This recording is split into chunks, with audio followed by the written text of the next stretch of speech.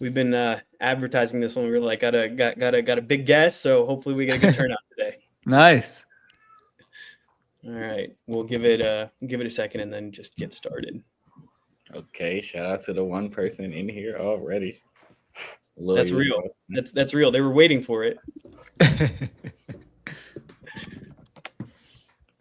So, in the in between time, how's everybody feeling? Everybody had a good day, man. Pretty good, man. Pretty good. Yeah. You? I can't complain. And even if I did, it wouldn't help me. So That's right. I don't know. So I'm there to tell you, I own a T-shirt. It's actually in my Twitter bio too. Work hard and no one cares. So that's just the mantra we roll by. All right. I like it. Absolutely. All right. Well, should we start working hard? I think 8's a lucky number to get started at. 10. Look at that. All right. So people are joining. Welcome everybody to the Philly Blitz Pod, brought to you by 14th and Market. I'm Parth, here with Pierre and Quell, and as we mentioned, very special guest Sheil Kapadia. How's everybody doing? Doing good, man. Doing good, man. Excited, man. Like Parth said before we got on, man, it's a huge honor to have you on, brother. Oh, well, thank you. The honor is mine. Thank you for having me. Sorry it took me so long. You know, emails go into my spam. I'm an old man. I can't even get organized about what time, but I'm here and it's all good. So excited to talk some birds with you guys. Well, beloved dub to those who celebrate. It's the one and only Mark Quell. And of course, as you guys said, it's honor and privilege to be in the presence of such Eagles legend, should we say, man. As much as we enjoy doing this podcasting thing, we think that we're making such great progress. Sometimes it's cool to take a step back and be fans and enjoy, like, this is Eagles lore right here in front of us. Now you sound like my daughter, Lore. You're going to start talking aura. Oh, don't worry. It's coming. I'm too old for that. The aura talk definitely happens on here, and especially when it's related to Jalen Hurts. We have aura checks, we have name-alytics, which you have to. The aura of the name matters in the name-alytics. So we are a pro aura pod. Maybe that ages us down a little bit, but definitely pro aura. So Sheil, I gotta start off by just saying the reason I'm here on this podcast, the reason the Philly Blitz pod has been happening. Huge part has been you. I moved back to Philadelphia. I went to college in Minnesota for a couple of years, and I came back, and everybody's just always listening to podcasts here. And I'm like, okay, I guess we don't listen to music here. Okay, let's see what this is about. And so then I started listening to Birds with Friends, and I'm listening to the voice, and I'm like, and this as another Indian male, you can hear the Indian voices. You're like, this voice sounds a little Indian. And then I'm hearing Sheil Kapadia, and I'm like, what is going on? So I found your Twitter, and I was like, wait, Indian guys can do podcasts on the Eagles? The parents allowed that? I'm allowed to do that? And so, from there, I reached out to Pierre. I saw his page, and I was like, hey man, I'd love to start talking football with you. And then Quell and I started the P's and Q's pod, and that's where ZB originally joined us. And then Pierre just started coming on more regularly, and now we're the Philly Blitz pod. So had to give you a big shout out for opening those doors and just let us know that we can do that too.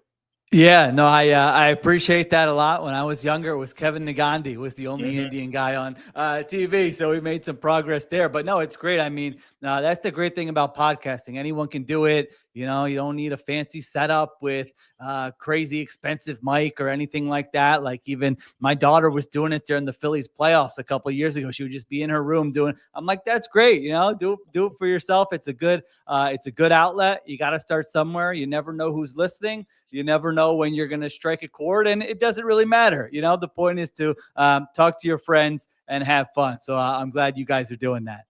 Absolutely. Quell, I think that pulls us into a good question. You could start us off with there. So you speak about your daughter and the Phillies and just things of that nature. And me recently, my wife just gave birth to our son. He should be 1 year old in a couple months now. So we're dwindling down the days, but I've done everything I possibly could to basically entwine him into this Eagles fandom, the life that we decided to live. Of course, us having the chance to win the Super Bowl. Of course, I bought him all the Eagles paraphernalia you can. Every week of the playoffs, he had a different fit. When we won the Super Bowl, we took him up there for the parade. Things that he probably won't remember any of this ever happened. But son, you got the greatest experience of your life. So tell me, what are some of the keys of raising a young Philadelphia fan in the household? Yeah, it's tough because I don't. Well, first of all, congratulations. But Thank you, yeah, man. you know, I think what you learn is you really don't have a lot of control. They're going to do what they want to do and be how they want to be, and you can't really impact them. So don't go too far in. We're now, you know, they're pushing back and being like, this is getting annoying. But I think as your son gets a little older, the merch is nice. You know, like kids are like, you know, when they're like 4 or 5, they're like, I have a, you know, this shirt. So like, I'm a fan of this team. It's my favorite shirt type thing. So you're doing a good job with the merch, hats, you know, maybe get a little football in there, that kind of thing, and then see if they take to it. There's always a chance they won't, and that's okay too. There are other interests out there, but I think if you put that stuff around them, and then, you know, he's going to want to watch with dad when he sees dad going crazy on Sundays on the couch yelling, man, what's dad up to? He's going nuts. He's going to want to sit there with you. So that's what you hope for. And then you see what happens. But yeah, don't push too hard. I would say just make everything available to him where if he wants to be interested, hey, let's get into it. Yeah, man. I guess how I see it is I'm enjoying my fun now. That's the kind of push too hard thing is kind of how I ended up in Philadelphia myself. Me being from the Washington, D.C. area. Of course, most of my family are Commanders, then Redskin fans, where it's like, oh, man, how did he end up on the other side? How did you let this happen? But, you know, as I also understand that as he gets older, hopefully he enjoys the game as much as I do. And some way he'll fall in love with his own team if it's not Philadelphia. That's right. There's a lot of stories like that where the kid just goes against whatever dad liked. So yeah, be careful about that for sure. Yeah, you never know. So what's your reaction if Shamar walks in the house with a Commander jersey on? I mean, I wouldn't be upset. I mean, especially with the amount of family members that we have that root for the team. I don't know if as he continues to get older, I know they're talking about a new stadium, but Parth, we live literally 5 minutes from the stadium. I drive past it on a daily basis. So he's really close to the environment. If it wouldn't surprise me if it happened at the same time. I just hope he prepared for what Sundays will look like. Exactly. You know, it might be nice that they're all close by, but you want Shamar to know a culture of winning, not a culture of the Commanders. But yeah, I digress. Yeah. That's true too. It's a good time to indoctrinate him with as you know, it's the best stretch of Eagles football there's ever been. So if not now, then when? Yeah, I used to look at these other teams like the Patriots and, you know, the Colts and just be like, wow, like I wish our team was like that, where you just like you're consistently winning so much. And now we're here and it's amazing, but you realize like, oh, when you're winning so much, people just get mad over the stupidest things because there's nothing to be mad about. You know, as you would say, you know, team content, there's not much when you're winning. It's when you're losing and there's, you know, people getting angry, shouting on the sidelines. That's when the things get juicy. But otherwise, you're just, you know, picking at the bones. Like, oh, is there anything we can talk about here? It's pretty painful. It's a lot of yeah, even now when we're looking into the 2025 season and you guys are dissecting the team. Hey, what are you worried about? And it's not that there isn't stuff. It's hard to win a Super Bowl. We know that, like, you know, you got to get lucky, that kind of thing. But when you just look at the roster and then, you know, do yourself a favor and go listen to like a podcast for, you know, name whatever random team, the Colts, the Raiders, and like hear what issues they're talking about with their team, it really doesn't compare. You know, this I said last year, most talented Eagles team of my lifetime. I might have said that in 2022 also, and then they got Saquon, so I guess last year was more talented. But yeah, this stretch, it's you know, it is one to appreciate because as if you're a little bit older, you know that hey, it's not always going to be like this. There's going to be down times, but man, this team they have together right now is really special. And the fact that they won one, it solidifies them in a way that it's rare, right? Like my dad grew up in Miami. He was a big time Marino fan. Like that was his quarterback. But after 2022, I was terrified. I was like, am I going to be my dad just talking about he was special, but he just never got the ring. And you know, now you get the ring, and it's just it authenticates, you know, the season and this team that we've seen, because you're right. You know, we saw the 2022 team, and that was Miles Sanders and Kenny Gainwell in the backfield, but you still had AJ and Devontae, and it was like, this is magical. Where did these guys come from? Especially the receiver rooms that we were dealing with just, you know, 3-4 years earlier. And then they go out and get Saquon Barkley, and it's like, okay, well, this is crazy. I guess this is nice for us too. But you know, speaking of embarrassments of riches on the roster, the Mechie move seemed a lot like that until today, when the news came out that, you know, Johnny Wilson is having surgery on his knee and his ankle, so he'll be out for the season. What are your kind of thoughts on the Mechie move? How are you feeling about that? You know, I know you have the national reporter hat as well, so you know, anything you might have heard about Mechie and you know, how we're feeling about him in Philadelphia. No, yeah, I think it's a great story. You know, he had cancer and comes back from it. He had the injury in college and comes back from it. So obviously a resilient dude, and just plays really hard, does all the little stuff. This is not your, you know, diva receiver. This guy's ready to block. He's blocking TJ Watt out there. So he's doing the dirty work. In terms of production, it never quite happened for him with the Texans. So, you know, I think keep expectations in check, but I think you always want to work on depth on the roster. And I wouldn't expect him to play a ton of snaps, but now, especially with Johnny Wilson out, I think he's somebody who will probably rotate in, maybe with Darius Cooper. I think those are probably your 5, the top 3 guys, and those 2. So yeah, I think it's just, you want to protect yourself. You want to know that, hey, AJ Brown goes down, Devontae Smith goes down. Obviously that's going to have a huge impact, but do you have guys who you can trust to kind of go in there? And I think that's probably why they made that move. Mm-hmm. And so, how much of it on Mechie do you kind of attribute to him, I guess, kind of not, I won't say breaking out, but kind of not being the player that we saw that he was at Alabama, to kind of the situation that he was in Houston? It's tough because at first that was my inclination, that, man, their offensive line stunk last year. I didn't like their offensive coordinator. But you do look at the other wide receiver. Nico Collins is awesome. He came out of nowhere. Stephon Diggs was playing well last year before he got injured. So, like, you know, Tank Dell even. So they had other guys who, despite some of those issues, were still more productive than John Mechie. So it's hard to say, you know, unless you're kind of there and seeing what's going down. But he did have talented guys in front of him, that's for sure. But this happens. Now you get a new beginning, and you know, who knows what it can look like in Philadelphia.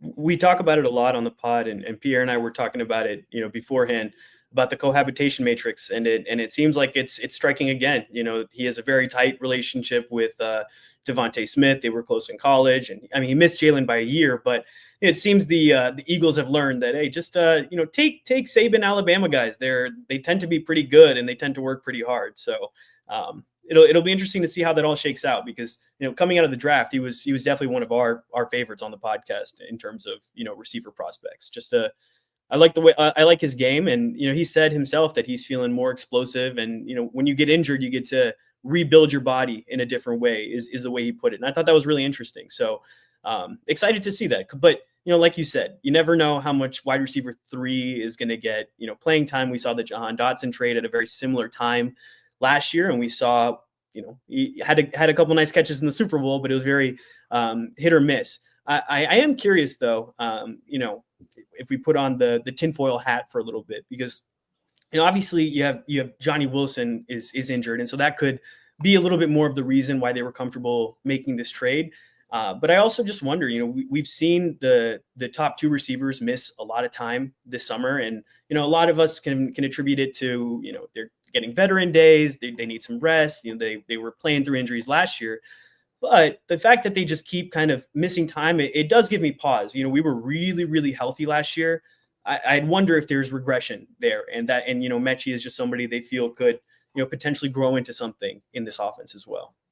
Yeah, we do all this analysis, and really so much in the NFL just comes down to the injury luck. And it's not that a guy's not working hard, or, you know, it's no fault of their own. It's a crazy sport, you know, with a lot of violence, and your foot just lands the wrong way or whatever, and all of a sudden you're out for the season, and the whole direction of the team changes. I mean, even if you just look at the Eagles, their offensive performance, I know the Lane Johnson thing always comes up, that when Lane Johnson's out, the offense and the team takes a big hit. It's the same thing with A.J. Brown when you look at the passing game and really the offense as a whole. And of course it is. We all watch A.J. Brown. The guy's incredible. Of course, having him, you're going to be a lot better. But there's nothing you can do about it. You can't really predict. You just have to sort of put yourself in position where, hey, give these guys rest days. You don't need to be pushing it with A.J. Brown in August. Like, I know that guy's going to be ready to play in week 1 against the Cowboys, as long as he's healthy. I'm sure he would like the reps and, wants to work on his game. But even when they're away from the facility, him, Devontae Smith, I mean, they're always posted. Those guys aren't just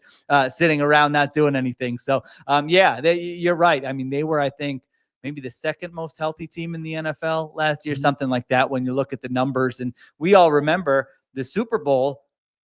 It was what, Nakobe Dean was he the only starter, I think, that was not healthy in the Super Bowl out of 22 guys. I mean, even for healthy teams, like, that doesn't happen in the NFL, where you're only missing one starter after having played 19, 20 weeks of football. So there's no doubt they got fortunate with that last year. They got fortunate with that in 2022. We were saying the same thing. You got to the Super Bowl and it was like, everybody's healthy. So every season's different. 2017 was totally different, where it was like, man, how are they still here? Because they've got so many great players who are on the sideline. So yeah, that regression could hit and could be part of the story this year, but you never know. It's just totally random and luck, and it's impossible to predict. Absolutely. So speaking of what's going on the offensive side of the ball, it will be pretty easy for us to ask you, what are your expectations for Jalen Hurts this season? So let's kind of freshen up the question a little for you. We know Jalen Hurts has gone into every season of his career with a different offensive coordinator. I think he had 1 year at Rule Pete, right? Yeah, with Shane Steichen. Steichen. Right. Yes, Steichen, 2 years. Yep. So he's not really used to consistency in terms of play calling and things of that nature. We all know the situation with the Brian Johnson, and the last time they hired a guy from within. Not saying that this would be that. We hear Nick Sirianni speaking this offseason about how Jalen basically lives in Kevin Patullo's office, and you can see him trying to build the relationship with them. Of course, Kevin, a guy who's been here since the beginning, so it's not like they're building a new relationship, more so trying to continue what they have and build upon that as a play caller or quarterback relationship.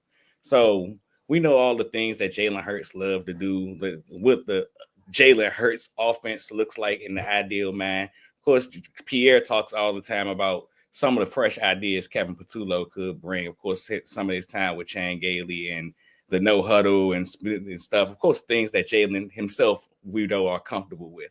So I guess the question would be not just what are your expectations for Jalen Hurts, but what are your expectations for Jalen Hurts in a Kevin Patullo offense? Yeah, my default is that, and Jalen Hurts has said this, it's going to look how Jalen Hurts wants it to look. And I think he's right. We have evidence that, they changed offensive coordinators last year. I don't think any of us last year were going, wow, this looks like a totally different offense than they ran with Brian Johnson, or that, there's little wrinkles here and there. I'm not saying there wasn't any, but it's not like they're doing things totally different. So I think the staples will continue to be, they will be in shotgun most of the time. And then I did go to training camp practices, and they were doing a little under center play action. And I'm thinking, all right, maybe, but you know what? I was at practices last summer and I thought, oh, Kellen Moore is bringing this. And I don't think any team did that less than the Eagles last year. So I think part of that is probably what Jalen Hurts is comfortable with. I think you'll see them attack on the outside. That's what Jalen Hurts is comfortable with. He's going to throw the ball to A.J. Brown and Devontae Smith outside the numbers. If you look at quarterbacks who throw kind of middle of the field, Jalen Hurts is among the, lowest in that category every single year. And some quarterbacks are more comfortable doing that. Others are less comfortable doing that. And I think especially the way the beginning of last season went with the turnovers, and when they're like, listen, we've got a great defense, we've got a great run game, we've got a great O-line. And to Jalen Hurts' credit, he was like, he knows his numbers are going to suffer if he's playing that way, but he prioritizes the team winning over everything else, which not every quarterback would be willing to do. So I think those are, I think they're going to run the ball. Now, I do think potentially it's going to be a little bit more balanced with the passing game this year, just going off of the end of last year. And even that Super Bowl, I mean, Steve Spagnuolo came in saying, you are not beating us with the run. Like, we are going to commit a lot of resources to this. Can you beat us in the passing game? And Jalen Hurts said, yeah, I can do that. And, they crushed him and he picked him apart all day long. So I think maybe there will be more of those games. I think his passing numbers at the end of the season, I think will be better this year, just in terms of total yards and all those things than they were last year. So I think those are some of the things. I don't have Patullo has been sort of Sirianni's guy too. So it's all right. Patullo's the OC. Sirianni, he's not just sitting around saying, do what you want. Jalen Hurts isn't saying, yeah, whatever, give me the playbook, whatever you want. So I just think, Hurts and Sirianni are there. The personnel's the same. I would be pretty surprised if we were talking about dramatic changes. I think it'll be fun to look at some of the wrinkles, like you mentioned. Hey, maybe this is a Kevin Patullo thing, and maybe there'll be a little bit of that week to week. I don't think it's going to be significantly different than what we've seen in recent years. I think one of those wrinkles could be, on your podcast, Tim McManus mentioned some fullback, so it could be interesting to just see some of those things. But I think, like you said, Parth, pause before you continue. You mentioned fullback. Sheil, you've been at practices. Is Ben Van Sumeren alive? I saw one. You know what? It was actually funny. I've been to 4 or 5 practices, and I think I saw him targeted once. And I think it was a play where he just got crushed. It was like a hospital ball for a guy.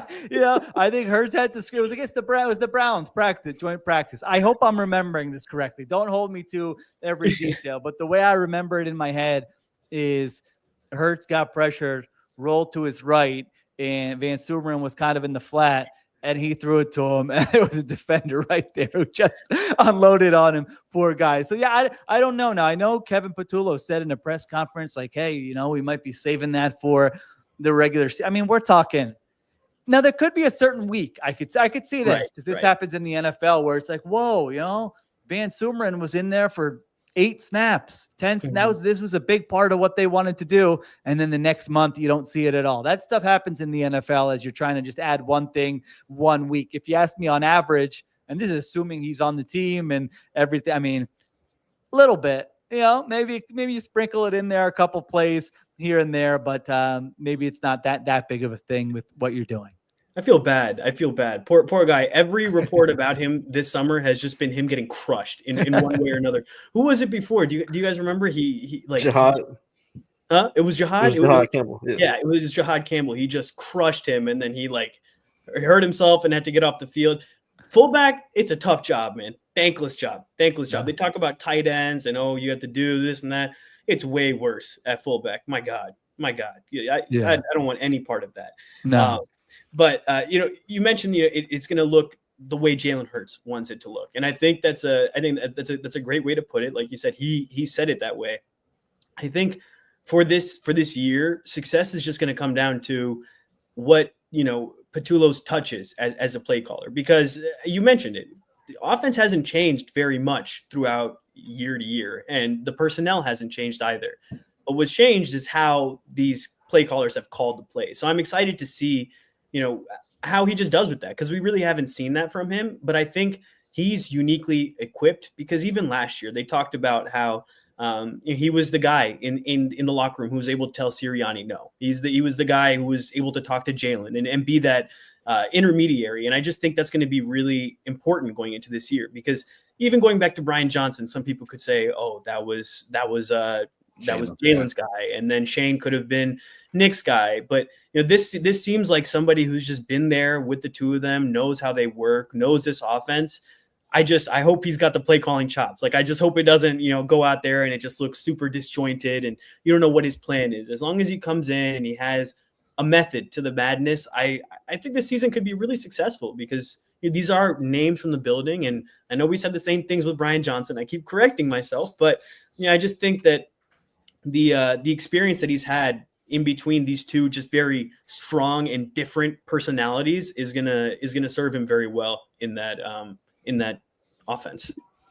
Yeah, and even with Brian Johnson, you know, you could make they were terrible against the blitz that year. I think that was the most frustrating part of the offense in 2023. It's like, you know how defenses are attacking you. Why do you still not have an answer for this?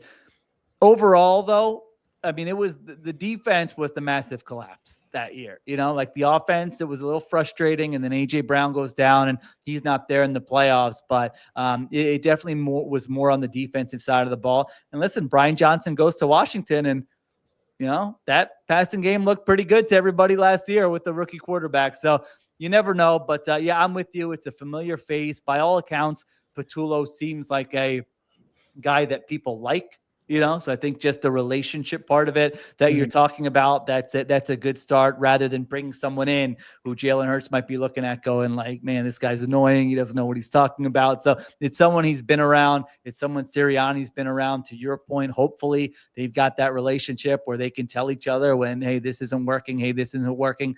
And then the mechanics you mentioned is always an interesting one to me with a first-time play caller.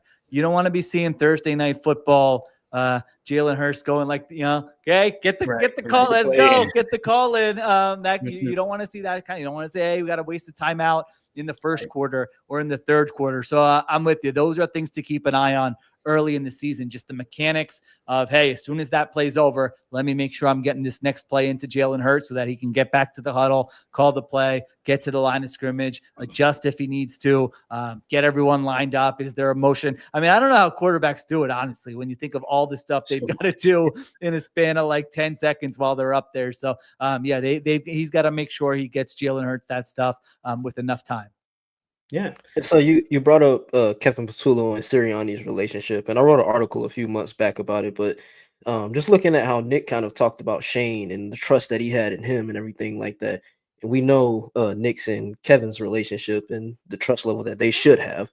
How do you see that kind of adding to this relationship between head coach and OC? Yeah, it should be good, but in August, everything's great. I mean, look at any team in the NFL. Yeah, we're getting along great. I got a lot of respect. Oh yeah, I could tell him no. If you're 1-3, if the offense is struggling, if you have a bad game, then what is it like? So to me, it always depends on those situations. That's kind of when you find out, all right, what is the relationship like? Do you have answers? Are you able to work together and come up with solutions? Are there hurt feelings? Is there ego? I mean, this is like the politics of the NFL, which I didn't really, when I was younger or when I was a fan, I didn't realize. And then you start covering the NFL and you start to realize like there's a lot of different things at play inside these buildings. Like, I don't know Kevin Patullo, but does Kevin Patullo want to be a head coach at some point? Then it's like, all right, that's in the back of his mind, and all of a sudden stuff doesn't go well, and now he's getting blamed for it. With the media, what does it look like? Is he getting snippy when he's being questioned? Hey, how come you guys only had 170 yards last game and you've lost back-to-back? And this was Jalen Hurts' worst game by, what falls on you? When those questions start happening, that's when you kind of find out what does that relationship look like. But I mean, the fact that they've known each other for a long time and it hasn't been perfect, Sirianni, as we know, has had way more ups than downs, but there have been moments in there, stretches in there where we're looking at it going, is this guy going to be around in a few months? So it's not like everything's been perfect. And when those things have been happening, Kevin Patullo has been there with him. So I think that helps a lot too. So it's interesting. Before you say that, Parth, it's interesting to hear what you just said about not necessarily just the relationship of the two and being able to trust, how he should be able to trust him. It reminds me of, I wish I could remember, because it was a damn good article. I wish I can remember who wrote it, but an article that came out a few years back, probably the year the Eagles went to the Super Bowl, about just how they kind of got here, the whole relationship of Gannon, Sirianni, and Steichen, how Sirianni was basically saying how I need to make something, like I got to do something, but I don't know what. I'm afraid to make this kind of move because then what if it happens like this? And Steichen was basically like, well, look, you got to do something, because if you don't, we can be sitting here with 3 wins and ain't none of us going to have a job next year. Yeah. And to hear the relationship, at least supposedly from everything I've heard so far, that's kind of the same kind of relationship that Kevin Patullo and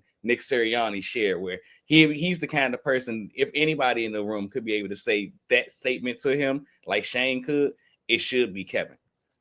Yeah, I think you're right. That's what it looks like. I mean, it's a high pressure job. You need people around who you could trust. That's why coaches are always hiring their buddies, which annoys me, and they're hiring their sons, and that really annoys me. But I think part of the reason they do that is what you're saying. You know, they feel like, all right, this guy might not know, this guy might not be a great football coach, but I know there's going to be a situation this year where I'm just like up against it, and I need to be able to talk to someone I trust. And I think that's why they do that. Again, I don't think they should be doing that, and it really annoys me that they do that. But I think that's part of the justification. Sounds like Press Taylor. Well, Press Taylor was somebody who they did really trust. Like he was very likable. Organizationally, it was just always like, oh, press this, press that, and it was the same thing on the Jaguars. I mean, Doug is he still there? He's in Chicago now, I think. Okay. Thriving. And you never know. It's always hard to know with assistant coaches, like who's, sometimes it's like, are you gifted with great players? Are you not gifted with great players? What are you actually doing? So I'm always a little hesitant because you don't know who's responsible for what in those situations. That's why it ultimately comes down to head coach, GM, the people in the leadership positions that are hiring those people. Those are the ones you generally look at. It's it's interesting to see like the dichotomy between our offense and our defense, because our offense, it's all this new, what's going to be happening with everyone, have essentially the same players, but it's mostly the new coordinator. And on defense, you have some new players, but you have like the opposite. And, we call him Big Zin on the pod or Vic Uncle, as you might say, but he runs that, he runs that defense, and it's just known, and everybody there is just, they're in the presence of greatness. It's just like everybody there is there to learn from him. And, and everybody has gotten better underneath his coaching. And you see like all these guys they're talking about, is Christian Parker going to be a DC soon? Is Clint Hurt going to be getting another position? Because, he coaches so well, but they also have this synergy on the defense that you can clearly see. So, obviously last year, the defense was spectacular, and it was opposite of most defenses that we've seen for the Eagles in terms of, the back end really made up for a struggling front four. And over the season, we saw them kind of go back and forth, but that secondary really just held it down. Obviously, we'll have the cornerback 2 conversation in a little bit, but overall, how are you feeling going into the 2025 season with, Vic Fangio, year 2, you got these young players in year 2 of this defense, Zach Bond, and you got some newcomers too. How are you feeling about this defense? Yeah, I think you hit on the big thing. If I have one concern, it's that the coverage was so good last year that it allowed the pass rush to get home. It wasn't the opposite. And so now you're changing at least 2 pieces in the secondary. What does that look like? You can have a little bit of a drop off, but is it like a major drop off? And now all of a sudden that affects your pass rush, and it's kind of a domino effect. Now, having said that, I just did my defensive rankings for theringer.com if anyone wants to check them out. And I got the Eagles as the number 3 defense. I mean, again, these are first world problems when you look at defenses around the NFL, the issues that the Eagles have. I'm not saying, it could happen where they have a couple injuries and now the, younger players aren't that good. They could come back to the pack and be mediocre, but I see 4 guys who can be potential all pros on this defense in Jalen Carter, Quinyon Mitchell, Cooper DeJean, and Zach Bond.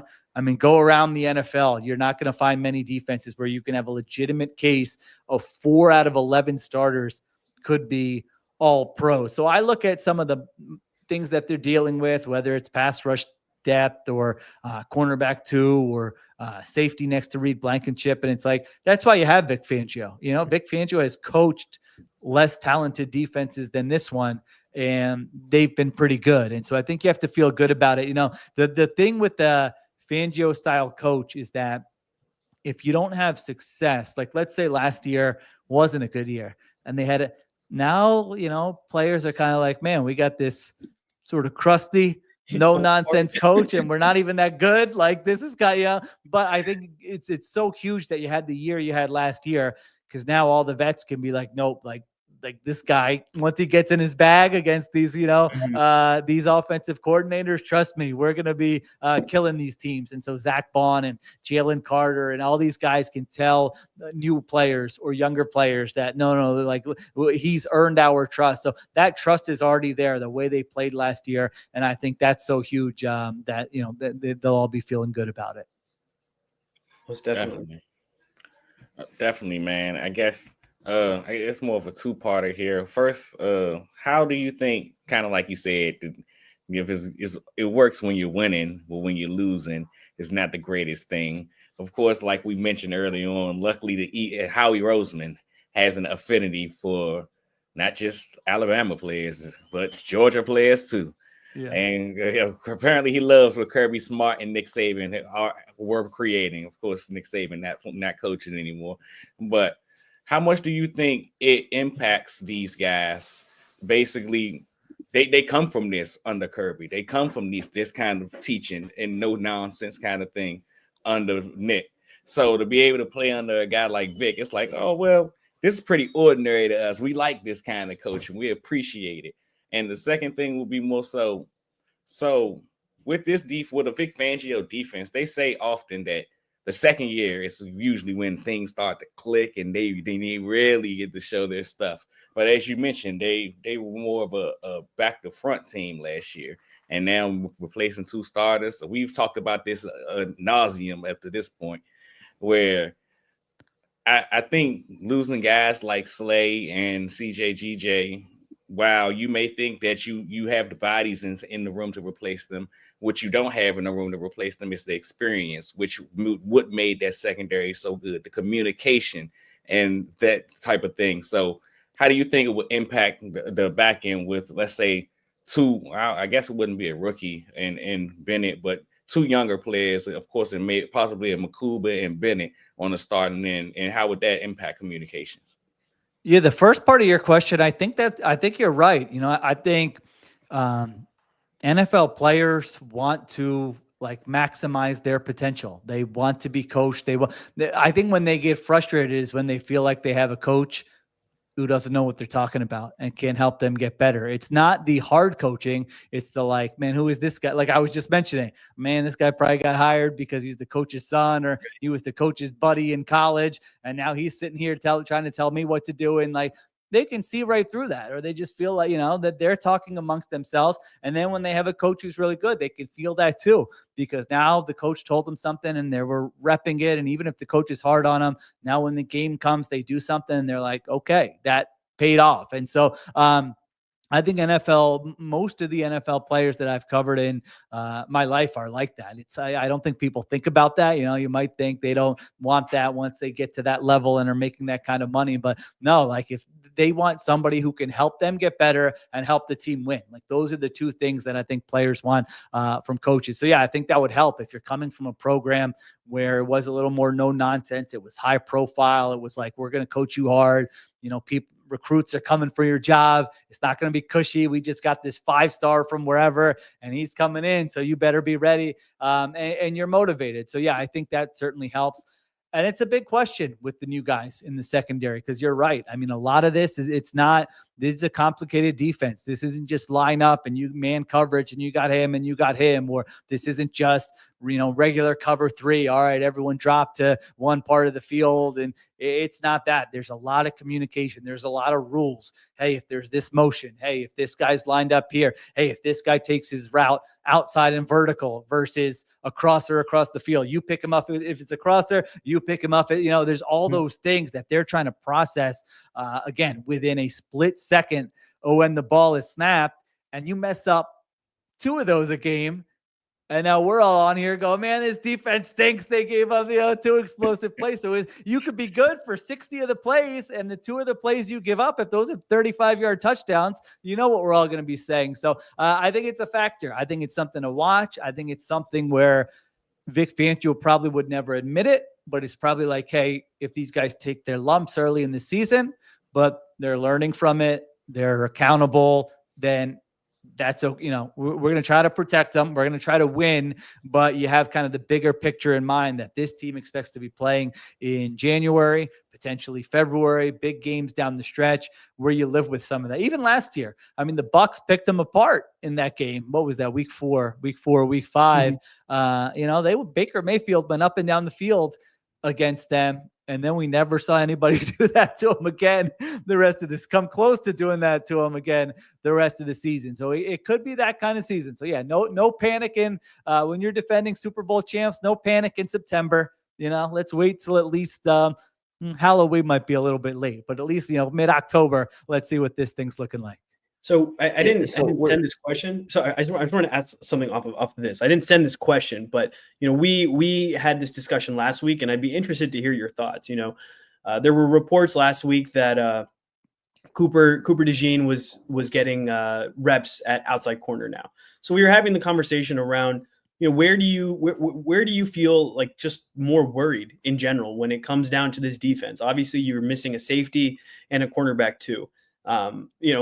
I think in the end, what we came down to was just that, we think that safety will probably be the more sure spot, but that we don't know if that necessarily means that you want to be moving Cooper DeJean outside of that, outside into, playing outside corner. Now, obviously they could be playing base more often than they're playing nickel, and that's how you want to do it. But, it feels like it could take away some of the Swiss Army knife utilization that you get out of Cooper when you just kind of put him to one side of the field. You almost want to have that near the middle of the field and have him be more impactful in that way. So, to kind of cap that off, how do you who are you more worried about, the cornerback 2 spot or the safety spot, and where would you ideally like to see Cooper play this season?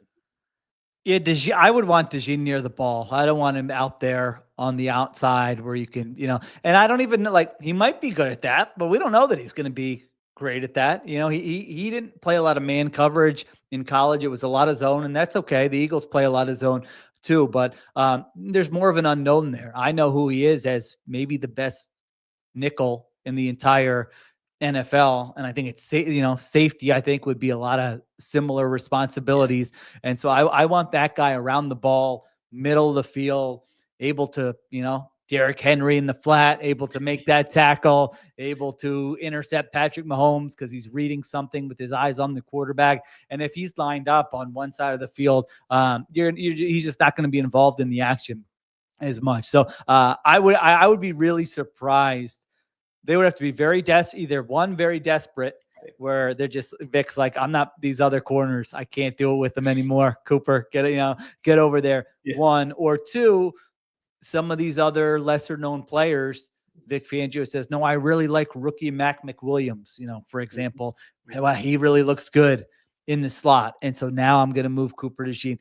I don't think that's going to happen. I think DeJean's going to be playing nickel for most of the season, maybe playing safety.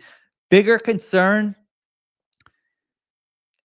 it's a tough one. I sort of feel like that corner spot maybe is the bigger concern, but I don't feel that strongly about it. Just in my head, I feel like the floor might be a little bit higher at safety with Makuba or Sidney Brown or whoever's playing there. Whereas if you're bad at one corner spot, now you could do things coverage-wise, put a safety over the top, play different coverage calls to protect that guy. But there are going to be key snaps where just if the corner can't cover, if the corner's getting beat, if the corner's handsy and drawing penalties, that's really going to impact how you play. And just the fact that I think they went into the summer hoping Keely Ringo was going to be the guy and feeling pretty good. Like, all right, we think he can be. They watch him practice, and it just didn't happen.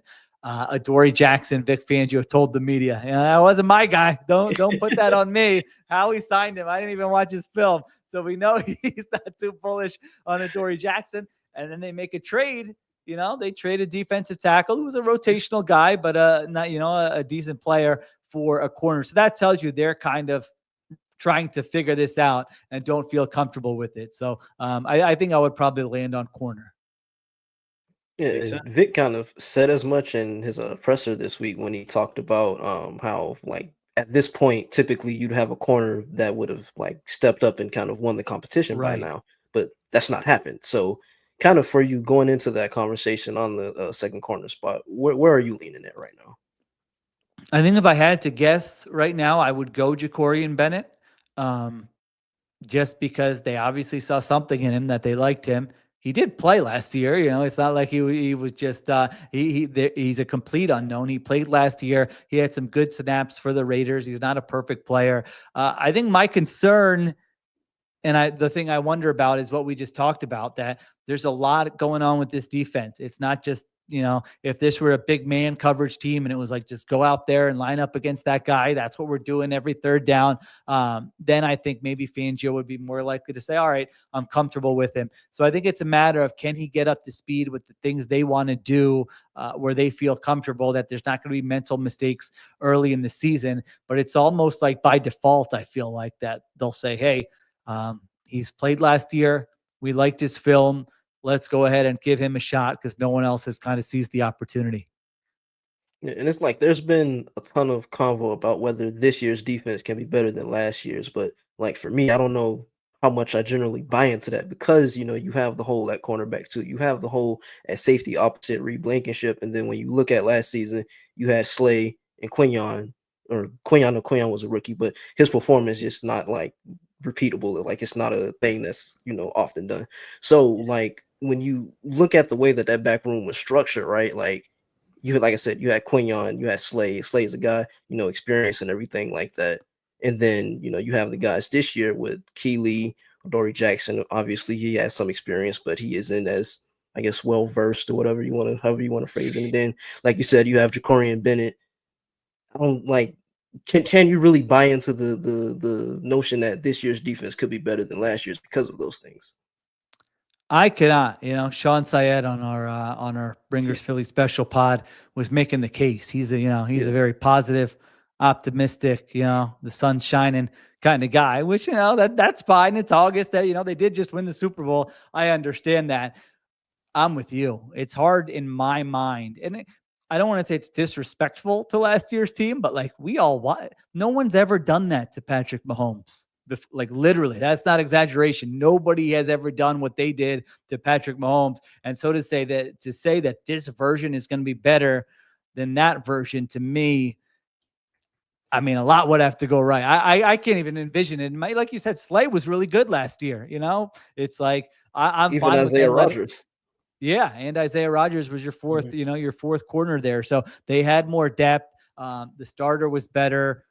I think whoever plays safety is probably not going to be as good as Chauncey Gardner-Johnson. I like Moro Ojimo. Can he be as good as Milton Williams? I think that's like a best case scenario. I don't think you can just count on that. Could Jalix Hunt be as good as Josh Sweat? I mean, these are a lot of like ifs, not to mention the schedule's harder this year as well. Third hardest schedule in the NFL. So I think they can be, I'm not being a wet blanket. I think they can be really good. I said I have them as the third best defense in the NFL, but better than last year. I mean, that would be very surprising to me, and would be quite another feather in Vic Fangio's cap if that's the case.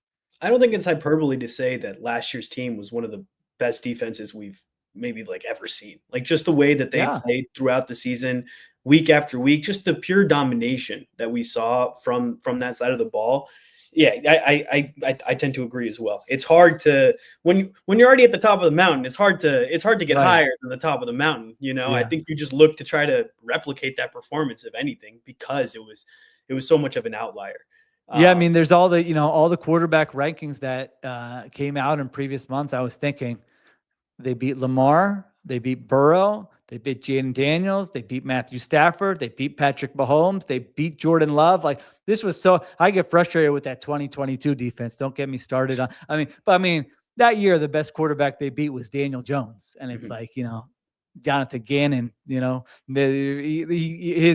on his resume, he got a head coaching job, but I'm like, how would that 2022 defense have done against last year's schedule? I mean, I think we know the answer to that. Yeah. We saw Derek Carr go up and down the field on Jonathan Gannon's defense. Right. I will never forget that game. That was one of the most painful watching experiences I've had. I was like, it is Derek Carr. Like, can we not just like let them pass the ball just over our head or underneath every single time?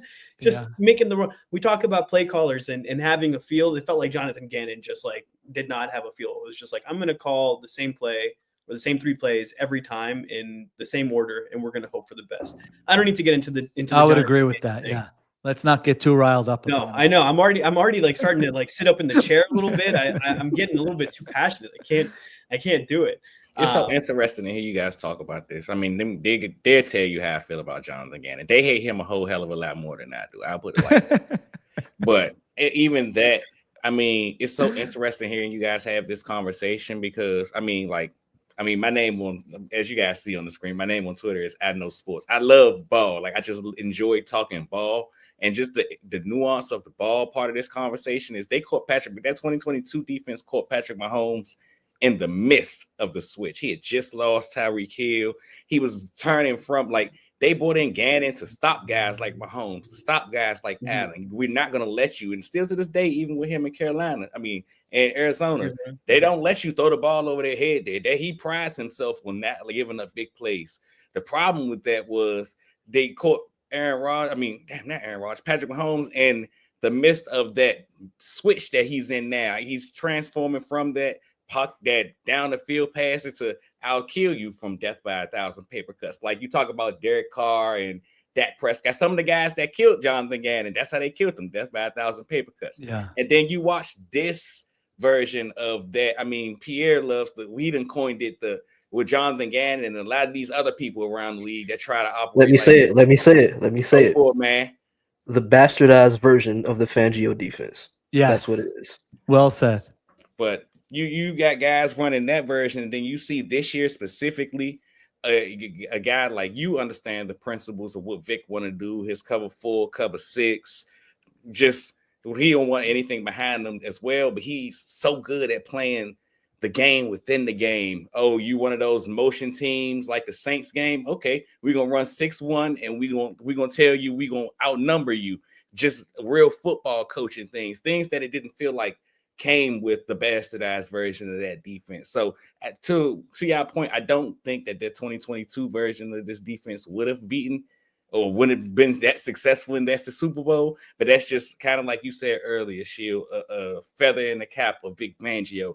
Kind of one of those. I mean, you guys are good, and I'm glad that you guys are copying me, but I'll show you how to really do this. Yeah, it's incredible. I mean, the adjustment, and like it's not at halftime. It's like almost play to play. I mean, he will see what you do on the first play and literally put out a different personnel grouping on the next early down in the game. And even in that Super Bowl, he'll show you stuff on that first possession where you'll say, I didn't think he was going to do, and then he doesn't do it the rest of the game. I mean, it is beautiful. And like you said, if you're into that kind of stuff, it really is fun to watch. I think it's interesting that you say that, because with defense, it's almost, there's so much predicting that you have to be doing. It's hard for you to impose how you want to play on the game. And you really shouldn't, ideally.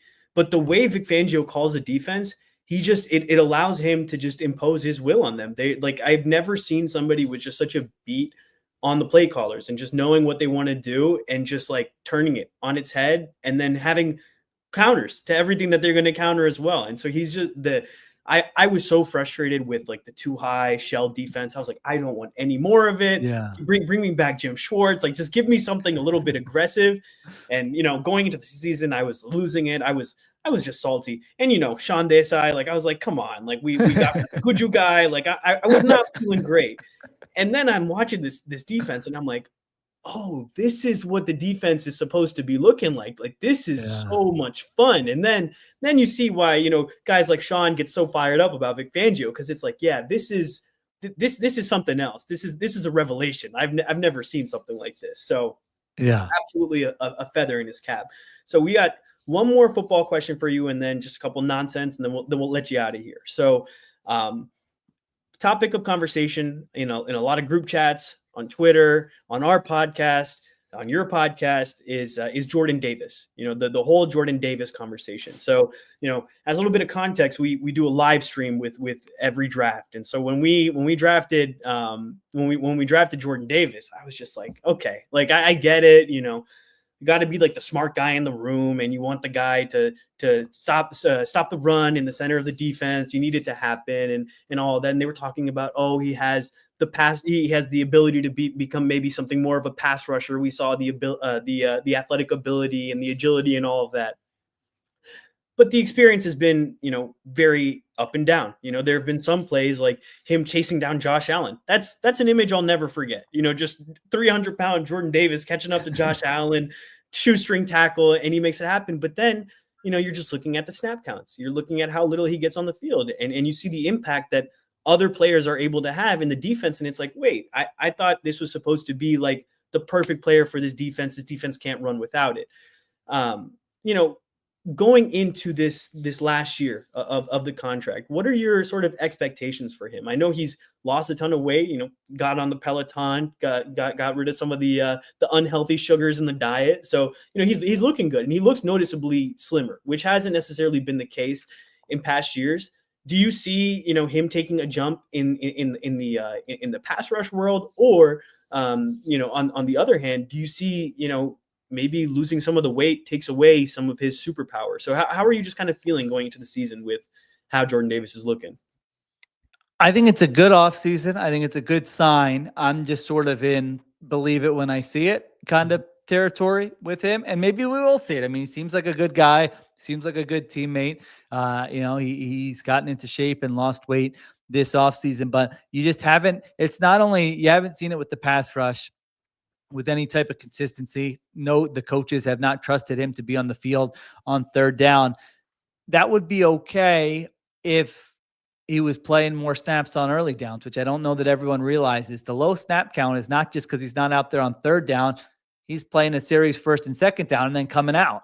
Like the other, there are other defensive tackles in the NFL who they don't really rush the passer at a high rate, or they don't have big pressure or sack numbers, and they're not out there on third down, but they're dominant on first and second down, and they're playing a high number of snaps, and they're getting paid 10, 12, 13 million dollars a year. Like there's a role for that type of player, but he's playing like 37% of the snaps. So he just got to be able to be out there more. And whether that's conditioning, whether that's something else the coaches want to see out of him, whatever, you're giving him the 5th-year option.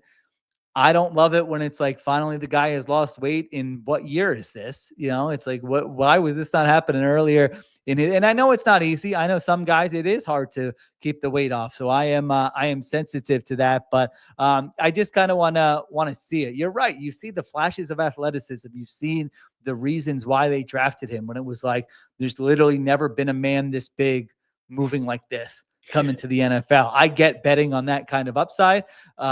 And it does happen for defensive tackles later sometimes. Dexter Lawrence, Vita Vea, even Christian Wilkins in Miami. He had 9 sacks right before his contract year, and he hadn't had anything close to that before. So it can happen. It's in play. I just want to see it happen. I'm not predicting it will happen, if that makes sense. Absolutely. But I know that a lot of what Jordan Davis brings, and me and Parth have had this debate a ton, but it doesn't necessarily show up in the stat sheet of sorts. Kind of like his gravity as a run defender more so is what he brings right now. And yeah, you can say you want to see more from him as a pass rusher. That's 100% true. I agree with that.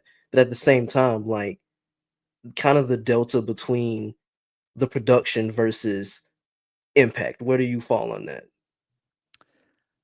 I think if you're somebody who liked Jordan Davis coming out of the draft, you'll probably say he hasn't, it kind of, I feel like there's a lot of priors with that. I mean, I looked at the on-off splits with him, just first and second down when he's on the field, not on the field.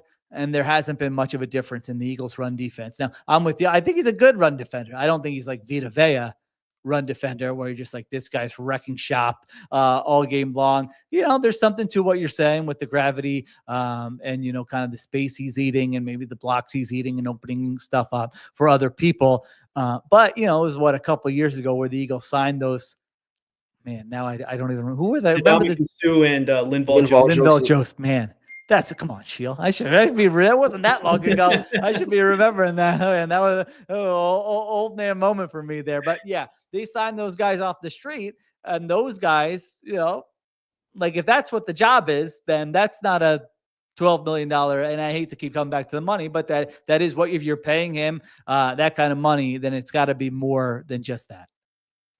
I think what it comes down to me, Pierre, is just like, you can have an impact as a run defender, have that gravity. Nobody can take that away because he's huge. You do have to account for him. but you have to stay on the field, right? The snap count diminishes that impact because you just don't see him as much. And then if there's not that much of a difference when he's on the field, that's where the question becomes like, what's the delta between him and Moro Ujima, who like through all accounts has had like a spectacular camp, and everyone's talking about, oh, this guy is going to be making a difference. He's got a weird body, like he just moves oddly, whatever it might be. Only football where you say somebody's got a weird body. Right, it's like this great compliment. Exactly. Someone says that about me, I'll be, what are you talking about? I have a weird. I know my arms are a little long, but I didn't know we were going to be bringing it up. But no, absolutely. So I just think that's why I don't even want him to necessarily be like the best pass rusher. I just want to see him on the field. Show something. We spent. Hey, we'll know right away. Week one, Eagles Cowboys snap counts come out that night after the game or the next morning. They tell the thing I love about week one is you find out who is telling the truth about what, who is lying about what, all the fluff stories we read in August and all the quotes from coaches. Okay, you had to make decisions based on what you felt could give you the best chance to win the game. What did you do? Was Moro Ujima out there on every third down? Was Jordan Davis playing more snaps than he played in any game last year because he could handle it? That would be a great sign, even if he's not out there on any third downs. If you're like, hey, the percentage of snaps because Vic Fangio keeps saying, second half of the year, Jordan Davis really came on. And then I'm looking at the snap counts going, you played him less the second half of the year than you did the first half of the year. So I don't know. You usually tell the truth, Vic Uncle, but I don't know about this one, man. I got to see it this year. So yeah, that's why week one is so fun. Absolutely. So, we have Tej Seth in the chat as well, who's a really good friend. So legend, I gotta ask you the first question we had at the top. Got a bunch of Gujarati guys here, Indian guys here, fellow vegetarian. What's your favorite Indian food or Gujarati food? I have a feeling most vegetarian Indians have like the same favorite food, but I gotta ask you. Mine are probably a little unorthodox. It's like. When I go to the parents' house, they'll fix a little papdi chaat, which isn't necessarily what, it's like an Indian nacho for those who don't know what, that's what, some people, but that's delicious. I love that. Just eat that right up. When I go to a restaurant, malai kofta is generally my go-to choice there. So yeah, those are a couple, but it doesn't sound like that's the one you were absolutely unorthodox. No, you're right about that. I mean, papdi chaat it's a great drop on the pod. You're culturing the listeners. You got to check that out. It's legit. You get like pomegranates on there. There's all sorts of flavors. But I love it when you call me Big Popdi, as my wife says. So you got that. That's a good one. That's a good one. I haven't said that on a podcast. That was my first. That's a good drop. Household for years, but I've never said it on mic, so that felt good. That's a good one. But I honestly, I was surprised there wasn't a paneer drop. I mean, you kind of get it with the malai kofta, but no. All right, listen. Here's the deal: when you get older, you guys are young guys. The dairy becomes a little tougher as you get a little older. You pack the lactate in the car just in case, type deal. So I like the paneer, but I wouldn't say that's on occasion. That's not regularly. Special occasion. That's fair. Pierre wasn't able to make it, but I got engaged and Quell came up and congrats. Thank you. But all right. We had the whole ceremony and everything, and Quell got to help himself to in the afternoon during the puja. It was obviously like Gujarati food and like the basic stuff. But in the evening, we had some nice like gravy and stuff like that. So he got culture to the food there. Okay. You probably felt like you want to take a nap in the middle of the. I don't know how people are eating Indian food for lunch, man. It's like my whole day will be shot if that's his dinner. You can't be doing that early in the day. Absolutely. All right. One more question, Pierre. You want to ask the either one? Yeah. So Sheil, as a beat reporter that's worked in Philly, you go to training camp, you go to the press conferences, you ask questions and everything like that. What would you say is the biggest misconception that you've noticed from fans about beat reporters or beat writers? I think the thing that makes reporters get annoyed is when the team's not doing well, and then the fans are like, "You're not holding so-and-so accountable, where it's like, the job is not to go there and yell at, Nick Sirianni, you suck. Like, that's not you're trying to get information and answers and that kind of thing, but you don't have the same emotion that a fan would have. So like, you're going to ask a question in a professional way, and you're there every day, and you're trying to talk to the same people. You're not trying to burn bridges. You're trying to be professional at your job. And so I think fans sometimes get frustrated at the lack of emotion or maybe passion from a reporter when the team's not doing well. I think that's something I've noticed in the past. It doesn't mean you're not trying to ask tough questions. I always try to ask tough questions, but I feel like my tone doesn't change whether I'm asking a question about like, man, your offense is doing great. Versus you guys haven't scored a point in 8 quarters. My tone is going to be the same. Back when I was a beat reporter, they're going to know, hey, I'm showing up every day.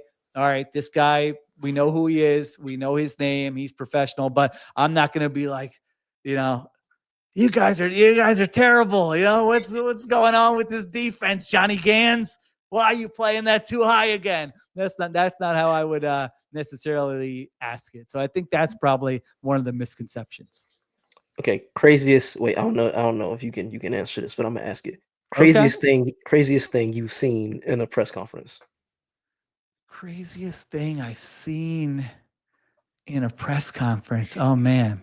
Philly press conferences or something else.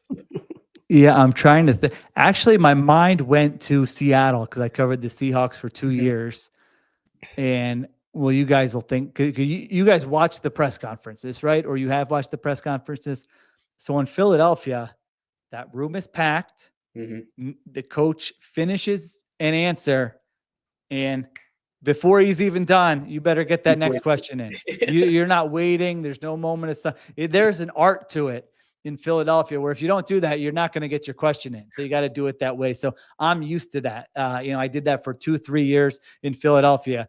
And then I go to Seattle, and it's a much smaller press corps. And so Pete Carroll has a press conference, maybe my first week on the job. And I'm used to the rhythms of a Philadelphia press conference.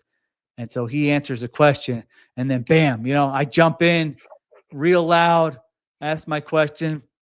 Literally in the middle of his press conference, he looks at me and goes, "Why are you yelling at me?" he goes, "What?" He goes, "What do you think? I'm old? I can't hear you." And I was like, that's when it registered in my head, like, oh, I was just doing like a Philly press conference in Seattle. I didn't need to be doing that. So yeah, that's a story I tell all that, because people always ask, what was the difference between Philadelphia and Seattle? And that's the first thing that comes to mind. Makes sense.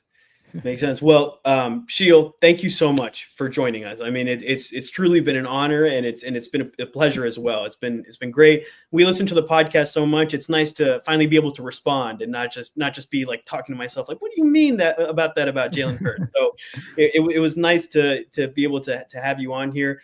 Give you a second to drop any plugs. I know you mentioned your Ringer article, but yeah. So we have the Ringers Philly special, which you guys are talking about. That's great. But I need everybody who's watching or listening to this to do me a favor. Ringer NFL show. Go on Spotify, follow it, subscribe to it. Then go on YouTube, Ringer NFL show. Follow it. I am doing daily podcasts every weekday about the NFL, but it's going to be a lot of fun. We're having a lot of guests on. Friday of this week is an Eagles-centric episode. And so you want to check that out. I did one earlier this week on the MVP race, talked about Jalen Hurts in that one. So I'm really excited about it. New thing for me this year, doing these daily ones. They're 30 minutes, so don't worry. It's not going to take up your whole day. A little quick listen, find out what's going on around the league so you can make fun of your friends on other teams. And that would be great if people could follow that. Absolutely. I followed after I was listening to the last one. I was like, all right, we gotta make sure we follow through on that. From our side, please just make sure you subscribe on YouTube to the 14th and Market page, and follow the Philly Blitz on Twitter. And we appreciate everyone who comes in and listens to us talk about football. We're really just here having a great time, and it means the world that everyone wants to join us.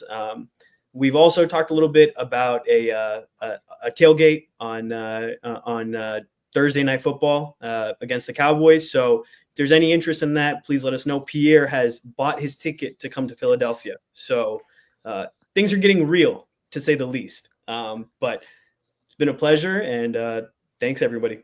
Go Birds. Go Birds. Go Birds. We get to go Birds from you, Sheil. Go Birds. There you go. Let's go.